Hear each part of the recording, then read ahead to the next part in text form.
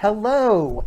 I am very pleased to be sitting here with my friend Luka Cai from SQSH, St. Louis's Queer Support Helpline. Luka is the co-founder and executive director of this incredibly important resource for the St. Louis metro area. Welcome.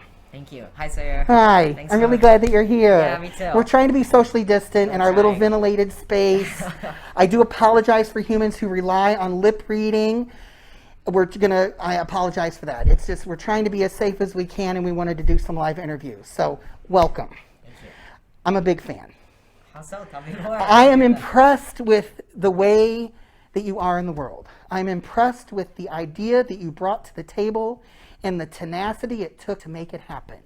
I'm impressed with the way that you engage your volunteers and your staff in such a holistic and meaningful way to deconstruct the colonized bullshit that we've all been fed and to try to meet people where they're at. I'm especially impressed with the way that you all train folks. But let's let folks know what we're even talking about. What is SQSH? So, SQSH is the St. Louis Queer Support Helpline. We're only 1 year old. We provide free, confidential, identity-affirming, emotional support and resource referrals by and for the St. Louis queer community. And I think it's really rare to have a resource that's grassroots run. You know, there's so many professionalized, institutionalized mental health resources out there.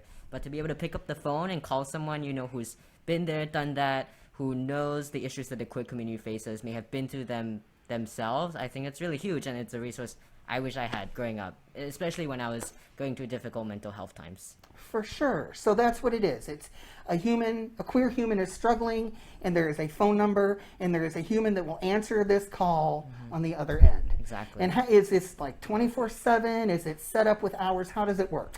So because we're so new, Yes. right now we run Fridays to Mondays, 1 to 7 p.m. Okay. And that's because so many mental health places are not open outside of business hours. So, you know, when people are not at work, they don't get that social support. When people are not at school, when people are not seeing the people they usually see during the weekday, Yeah. they need that support over the weekend. So that's all we're here for. So that's how you plugged it in. Yeah. Yeah. So a year.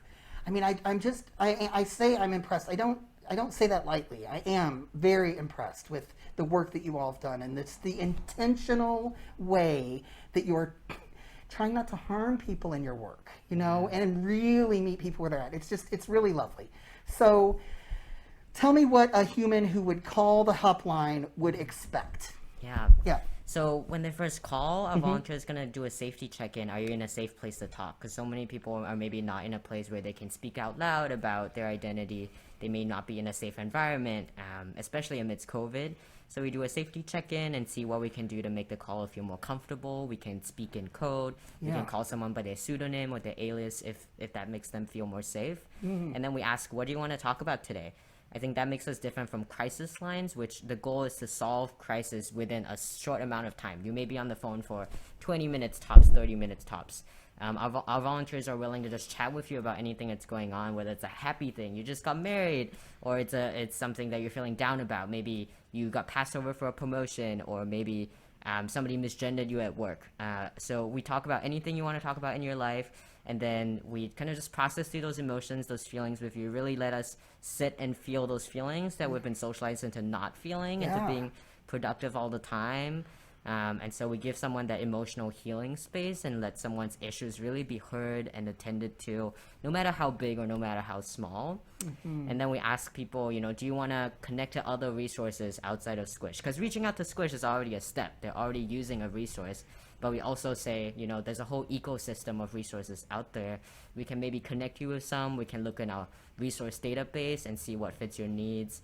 Especially our resource database has notes on what resources are LGBTQIA-affirming or not. Okay. And that's been consolidated from all the vetted service providers in the area. Like we took from information from MTUG's website, Promo's website, and we also crowdsource feedback from the community. So we have all those anonymous notes that that belongs in community knowledge, that belongs in community narratives. We have all that in one spreadsheet. So when people call, they can also get information about resources. And then we just end the call asking, what would is there something you can do for self-care after this call? Maybe helping someone make a self-care plan if that's something they want, that will be helpful. And then we end the call with a reminder of our hours, and always encouraging people to call back, because unlike a crisis line, we want to build a relationship with the person who's calling. You can call as many times as you want. Yeah, wow. Yeah. So tell me the structure. Tell me what's the structure? So you're the co-founder and the executive director. Are you paid? I'm not. Okay. Do you have any paid staff? No. Is that a goal of the organization? It is, and I'm so burnt out, Sarah. Oh, I'm so tired. Oh. I can't do this work unpaid for much longer. I hear you. And I believe none of our volunteers should have to keep doing this work unpaid. And it's really hard juggling this with so much else, right? Like our volunteers come from maybe 2 jobs. They attend a meeting at 7 to 8. They try and work over the weekend and take shifts. It's really hard. Yeah. And so we want to move towards having paid staff, having a horizontal payment structure where people across the organization can get paid volunteer stipends. And that's, even though it's not a lot, even if it's just $100 a month, it shows our volunteers that the work you do is appreciated and it's valued, especially when emotional labor is already so undervalued, and especially I feel like in a sexist economy, like masculine labor is prioritized over feminine labor. And so the kind of emotional labor our volunteers do is so unseen and invisible so much of the time. Being able to fund that would so much be able to help us keep going. That's great. So you have an audience. How about if you give the audience 3 asks? Okay. I think the first ask is really for funding.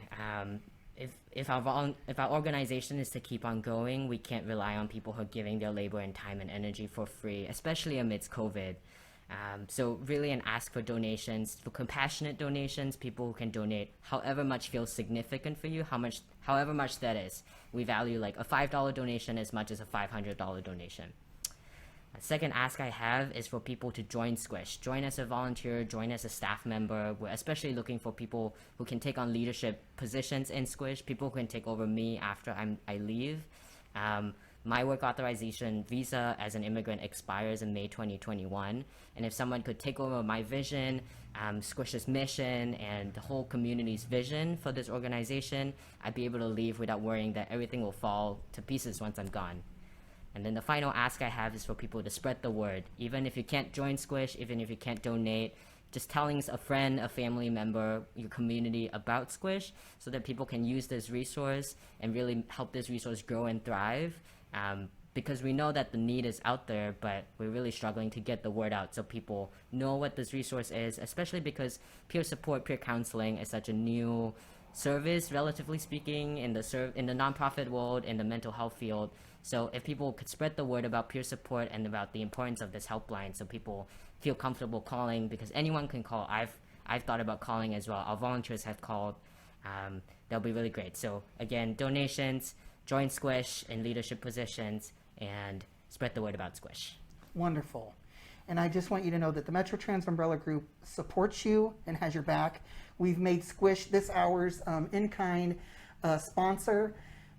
We are taking their emotional labor as payment for their sponsorship, and we just really want to elevate and lift up the work that this local organization is doing. So we're going to have their information as an underwriter for the rest of the hour. If you want to get involved, please look at the website. Please look at the information. Send your money, send your time, your talent, and we just really appreciate the space that you take up. Thank you. Thanks so much, Sarah. Thank you.